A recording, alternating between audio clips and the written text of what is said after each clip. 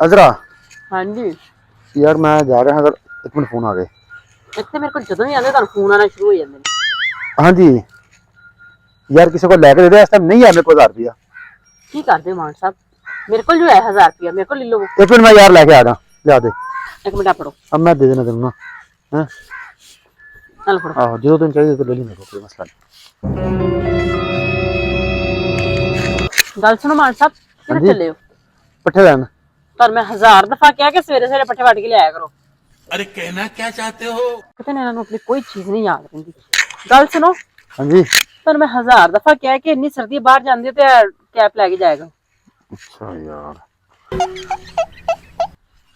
यार तेरे को मैं 1000 रुपया लेके दो नहीं बार बार आंदी। हाँ जी ले गया दोधी दुध? हाँ ले गया। पैसे दे गया? नहीं ਤੁਹਾਨੂੰ मैं 1000 दफा क्या कि दोधी को 15 दिन पहले पैसे मांग लिया करो।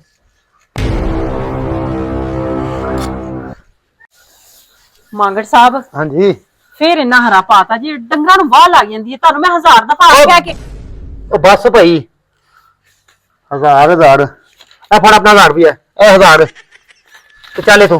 मतलब मेरा आया मतलब नहीं सी ओ है। तेरा जो भी मतलब है सी माफ कर दे मैनू। चल आए तो मैं करो बाहर भी नहीं गया। 1000